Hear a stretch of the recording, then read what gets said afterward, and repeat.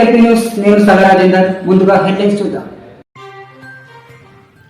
Gulf కార్మికుల కష్టాలపై పోరాటం చేస్తూ వారి సమస్యలను ప్రభుత్వాలకు విన్నవిస్తూ తనదైన శైలిలో ప్రజల కష్టాలను తీరుస్తున్న international social activist Congress party NRI cell రాష్ట్ర కన్వీనర్ షేక్ చాంద్ పాషా మీడియాతో మాట్లాడారు.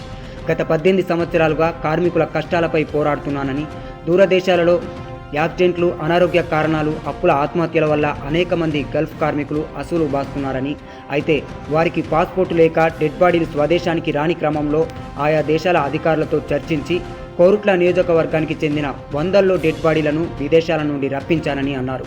అంతేకాకుండా అనేక మంది మహిళలు విదేశాలకు వెళ్లి దిక్కుతోచని స్థితిలో ఉన్నవారిని సుమారు 300 మంది మహిళలను స్వదేశానికి రప్పించి వారి భర్తలతో సహజీవనం చేసేందుకు కృషి చేసినందుకు గాను అంతర్జాతీయ మహిళా దినోత్సవం పురస్కరించుకొని జాతీయ స్థాయిలో ప్రవాసీ అవార్డులు పొట్టి శ్రీరాములు యూనివర్సిటీ హైదరాబాద్లో సురభి వారిదేవి, గాలిరెడ్డి హర్షవర్ధన్ రెడ్డి చేతుల మీదుగా అవార్డును అందుకున్నాను అన్నారు. ప్రతి గల్ఫ్ మృతునికి ప్రభుత్వం చేయూతనందించి 5 లక్షల ఎక్స్గ్రేషియా ప్రకటించాలని ప్రభుత్వాలకు విన్నవిస్తున్నానని, అది జరిగిన క్రమంలో తన జీవిత లక్ష్యం నెరవేరినట్టేనని షేక్ చాంద్ పాషా అన్నారు.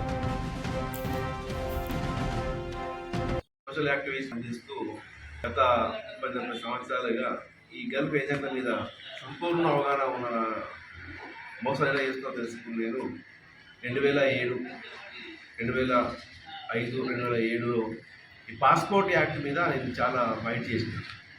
2005లో పాస్పోర్ట్లో ఏ విధంగా అక్రమాలు చేస్తున్నారో, ఏ విధంగా పాస్పోర్ట్లో హంషకల్ పాస్పోర్ట్లో వెళ్ళబోతున్నారో దాని పూర్తి సంపూర్ణ అప్పుడు ఎస్పీ చవాన్ గారు అని ఉండే వారికి ఈ డబుల్ పాస్పోర్ట్ ఇస్తున్నప్పుడు వారికి సమాచారం అంది జరిగింది. ఆ సమాచారాన్ని వారు తీసుకొని అప్పుడున్న ఎస్పీ జగిత్యాల జిల్లా కాకుండా జగిత్యాల గ్రామం ఎస్పీ పోలీసు ఎదిగినా ఎవరిని, ఒత్తినా ఎవరిని, ఎదిగించినా ఎవరిని అంచివేసే శక్తి మీ దగ్గర ఉంది కాబట్టి దయచేసి మీడియా వాళ్ళు ఏ మండలంలో ఏ ఊరు ఎంతమంది చనిపోయిందో సర్వే రిపోర్ట్ తీసుకుని అలా స్టోరీ వల్ల పెట్టి ఆ మండల అధికారికి కంప్లైంట్స్ వాళ్ళ ఆదేశాలు కంప్లైంట్ ఏమంటారని ఫిర్యాదు నమోదు చేయించుకుంటే ఖచ్చితంగా 5 లక్షల రూపాయలు ఆ కుటుంబానికి వస్తాయి. దళారు లేకుంటే నేను డబ్బులు ఇప్పిస్తాను, నాకు 10,000 రూపాయలు, 20 రూపాయలు, 50 రూపాయలు చేస్తారు. దయచేసి మీడియా పాత్ర మిమ్మల్ని రిక్వెస్ట్ చేస్తున్నాను. ఖచ్చితంగా రేవంత్ రెడ్డి గారు మా జీవన్ రెడ్డి గారు పట్టుబట్టిండ్రు. ఈ మొన్న ఎలక్షన్లో, మొన్న అసెంబ్లీలో కూడా వాళ్ళు మాట్లాడడం జరిగింది. ఖచ్చితంగా 5 లక్షల రూపాయలు ప్రతి కుటుంబానికి వస్తాయి. ఆ పిల్లలకు ఆదుకోవాలంటే మద్దతు తర్వాత కావద్దు అంటే మీడియా ఫోకస్ చేసి ప్రభుత్వంపై 5 లక్షలు ఇచ్చినట్టు ఒత్తిడి చేయించే పరిస్థితి మీదే ఉంది. గ్రామాలు ఎవరు చనిపోయిందో వాళ్ళ కథనాలు ఏ విధంగా అయితే గతంలో మీరు కథనాలు చేయించింది, ఇప్పుడు అది బంద్ అయిపోయింది కొంత. దయచేసి మీడియా అందరికీ రిక్వెస్ట్ ఏంటంటే ఏ ఊరిలో ఎంతమంది చనిపోయిండు ఆ ఊరు ఒక స్టోరీ మీరు పెడితే దాని ప్రకారంగా ప్రతి మండలంలో వెళ్తారు. మండలం 50-60 కంటే ఎక్కువ మంది చనిపోయింది. ఒక మండలం 200 మంది. మీ మండలింగపురంలోనే దాదాపు 18 మంది, 20 మంది చనిపోయారు. ఇట్లా ప్రతి ఊరు ఈ మండల ఒక నియోజకవర్గంలో 250 మంది చనిపోయే కుటుంబాలు ఉన్నాయి. ఆ 250 మందికి న్యాయం జరుగుతుంది కదా, 5 లక్షల రూపాయలు వస్తాయి. నా ఆఖరి కోరిక, నా చివరి కోరిక అంతే. ఇది వచ్చిందంటే నేను రాజకీయానికి వచ్చి చెప్తాను. రాజకీయ నాయకుడు కావాలి రాలే ఇక్కడికి. సామాజిక న్యాయ కార్యకర్తగానే ఉంటాను. రాజకీయంలో ఉండాలని నాకు షోక్ లేదు. నా దగ్గర నేను ఏవైతే అనుకున్నానో సాధించుకున్నాను. గల్ఫ్ ఏజెంట్లను మోపడంలో నాకు వెనుక ఉండి నాకు నడిపించిన గవర్నమెంట్ రామోత్సవానికి 100% నేను నాకు గుర్తించుకుంటాను.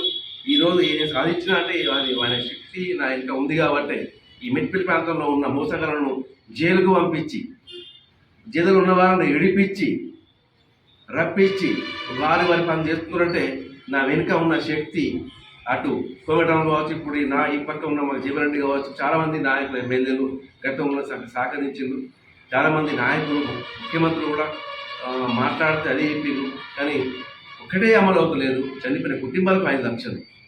5 లక్షలు అమ్మైన రోజు నేను ఇందిరాగాంధీ బొమ్మకు పాలాభిషేకం చేసి, ఎందుకంటే ఈ చట్టాన్ని అమలు చేసి చట్టాలు పొందుపరిచారు కాబట్టి ఈ చట్టాన్ని ఉల్లంఘించిన వారిపై కేసులు వేసి వేలాది మందికి ఒక ఏజెంట్లకు ఈయన కేసులు వేసి జైలుకు పంపలేదు. ఈమెను చేసిన అధికారులను కూడా కేసులు వేసి సిబిఐ దాడులు చేయించి మనం సిబిఐ రేడ్ చేయించి అరెస్ట్ చేయించి ఇప్పటి కేసులు నడుస్తున్నాయి. నా దాడులో నా కంప్లైంట్కు తట్టుకొని ఈ అధికారి కూడా తట్టుకోడు. ఎందుకంటే చట్టాన్ని ఉల్లంఘించిన వాడు ఎవడైనా సరే వాడు శిక్షకు అర్హుడే. నేనైనా అని ఈ మాటలు చెప్తూ నేను ప్రతి ఒక్కరికి ఈ విషయం చెప్తాను. వాళ్ళకి కౌన్సిలింగ్ ఇచ్చుకుంటూ చాలామంది ఇక్కడ భార్యను వదిలిపెట్టి అక్కడ వెళ్ళి పెళ్లి చేసుకుంటున్నారు. కొంతమంది అక్కడనే అమ్మాయిలతో అక్రమాలు పెట్టుకొని ఇక్కడ పిల్లలు వదిలేస్తున్నారు. ఇది మీకు రొట్టక్కడ నేను 3 ఫ్యామిలీస్ని కంట్రోల్లో పెట్టినాను. రాష్ట్రపతికి ఫిర్యాదు చేస్తే కేసు నమోదైతే chief secretary order, chief justice order మీద వాళ్ళ పాస్పోర్ట్ బ్లాక్ చేస్తామంటే వాళ్ళు వచ్చి ఇక్కడ మనం మంచిగా ఉంటామని ఒప్పుకొని వాళ్ళకు కలిసిపోయింది. అంటే ఈ సంవత్సరం 15 మంది కుటుంబాలకు ఈ విధంగా, అంటే ఈ చట్టంలో బలం ఉంది. నేనుగా సమాచారం ఇచ్చే మెషినరీ మాత్రమే. సమాచారం ఇస్తే ప్రభుత్వం పనిచేస్తుంది కాబట్టి ప్రభుత్వంతో ఏ పని చేస్తుంది, ఏం చేస్తుంది, ఎక్కడ చెప్తుంది.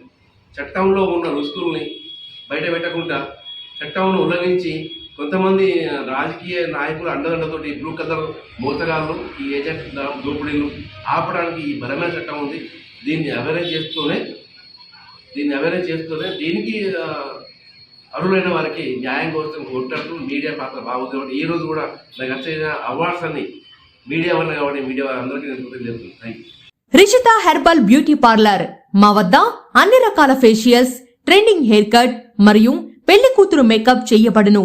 మా address bus stand out gate, new municipal road, Korutla. సంప్రదించవలసిన నంబర్ 9100476724. మన ఎల్పీ న్యూస్ ఛానల్ ని లైక్, షేర్, కామెంట్ చేయండి. మరిన్ని లేటెస్ట్ అప్డేట్స్ కోసం మన ఎల్పీ న్యూస్ ఛానల్ ని సబ్స్క్రైబ్ చేయండి. అలాగే పక్కన ఉన్న గంట సింబల్ ని కొట్టడం మాత్రం మర్చిపోకండి.